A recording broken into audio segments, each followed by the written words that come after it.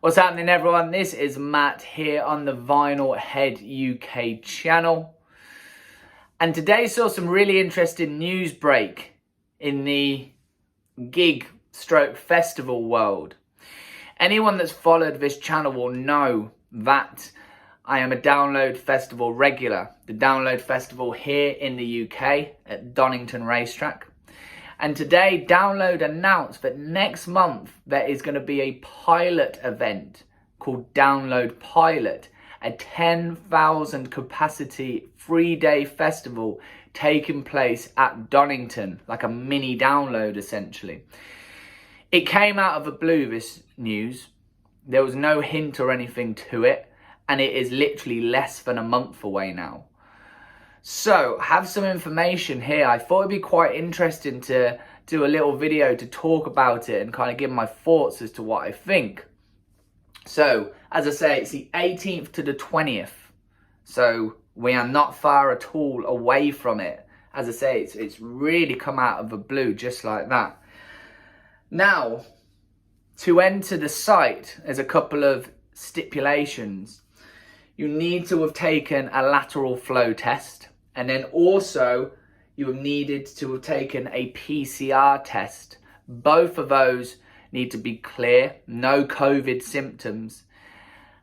And if those come back clear, you can enter the site. There is no social distancing, no masks, just 10,000 people.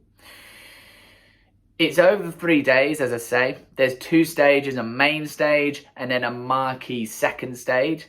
And then 3 campsites, which are all within the arena itself. Now, there's no day tickets. Once you're in, you're in. You can't leave site and come back. That's it. You have to camp. So there are some sort of stipulations, as I say, as such, to be able to go to this festival. Now, it looks, from what I've seen, like it is going to be a shorter Friday with music starting. I think it was about 5 o'clock. And then Saturday and Sunday, 2 full days of music closing at 11 p.m. So kind of similar to the main Download festival itself, a shorter Friday and a full day Saturday, Sunday. As I say, this has been sprung upon us. Tickets will be going out first to people who have current 2022 tickets. So if you have festival tickets for next year, you will be priority. And then following that, it will go out to general release and go out to the rest of the public, who can then purchase if required. So it is part of the second phase of the government's event research program. So there will be a study on this to see if it works following the festival as well. I believe it is 5 days after or so, you will have to take a second PCR test and send it back so they can document if this has been safe, if there has been a spread of COVID, if it is successful. I think this is a big step to going back to live music. There are festivals still taking place this summer. Download is traditionally one of the early festivals in the season, right at the start of June. But there are festivals still going ahead. A lot have been cancelled. We've lost Download as we know it, Glastonbury, for example. But if we're looking at rock and metal, we've got Stone Dead, which I've seen advertised a lot, which is a 1-day festival, which is still going ahead. Bloodstock is still on course. They've had to shift around the lineup a lot with Bloodstock. There's more British artists playing now. A lot of the American ones and some of the European ones have dropped out, and it's been filled up with British artists from the rock and metal world. But it is at the moment still going ahead. I believe Reading is still on course to go ahead as well. As I say, we've lost Download, Glastonbury, British Summertime I saw recently, I believe, went. So it's a step forward to see if we can start getting back on track. Now, one of the things I really wanted to talk about, which interests me a lot, is what will the lineup be like?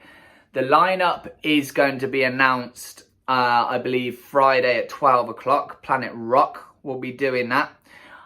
I am very interested to see what the lineup will be like. I have thoughts behind this. This is mainly what I wanted to discuss. So, what do you think? Sound off in the comments. What are you expecting? I tell you what, I don't know what I'm expecting, is the honest answer. I've sort of milled it over in my brain a little bit today as to what I think the lineup will be like. Half of me thinks it will be some smaller British artists. The other half of me wonders if it will be slightly bigger artists, maybe still British. Obviously there are restrictions still. I don't expect to see Download bringing in any big international acts as such. It does state that it will be typical Download bands. But it's interesting. As I say, there's less than a month to go till this festival, and 10,000 tickets is quite an amount to shift in a not very long time. I believe the tickets are £120. So people finding that money in a short amount of time, and then what with work commitments and whatnot, will they go with a strong lineup? You've got to think there's a lot of bands out there that haven't been able to do shows for the last year and a half or so. Will they snap up a chance to be playing, making a bit of money, and just being back playing live to fans, even if it is only 10,000, which, I mean, to some bands that will be huge. So are they going to put out a strong enough lineup that can sell out 10,000 in a matter of days as such? You know, as I say, people will have work commitments. People might not be able to book holiday in that short amount of time. People usually save up for Download, pay in installments. You know, £120 to find, especially, you know, 2-3 people going together. There's a lot of money to find. Will it justify it with the lineup, or are we going to be looking at sort of smaller British acts, the acts that maybe might not draw in people initially? We have to look at just the fact that it is at Donington, the fact that there hasn't been a Download for the last couple of years. You know, when we were all leaving that festival site, whether you saw Tool or Slayer, that was our last memory of Donington back in 2019 in June. Who knew it would be so long before we could go back? So is that going to be enough to pull people in, regardless of the lineup? You know, are people just wanting to crave a bit of live music, being around 10,000 other like-minded people, no masks, no social distancing, enjoy themselves for 3 days? You know, it's very interesting. I'm very much looking forward to seeing what the lineup will be like. I think there's a lot of ifs and buts. I definitely don't expect to be seeing, you know, the likes of bands the size of Maiden, or, you know, any of that sort of bands coming in, Judas Priest, anything like that. I'm trying to think British. I definitely don't think we'll see really any international acts. I could be wrong. I could be very wrong. But I think it's very interesting. We won't have to wait long to find out. Friday at 12, I believe it is when we will find out this lineup. But it's come from absolutely nowhere. But I think it's a positive thing if it works. And it gives hope to a lot of other festivals. They can look at how Download have done it and go from there. Like I say, Stone Dead, Bloodstock, just 2 off the top of my head that are still going ahead.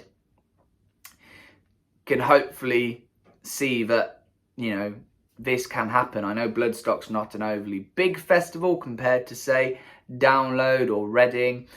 And looking at, I think it's 12 to 15,000 for Bloodstock, maybe a little bit less.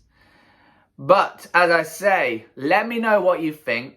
Put it up in the comments who you are maybe guessing will be there, or what you are expecting to see at this mini Download as such. But I thought it's pretty interesting news, and hopefully it's a start on getting back on track, getting back to live music, getting back to festivals, and just all those good times that we all know and love, and get back to the normal world as such. But stay tuned.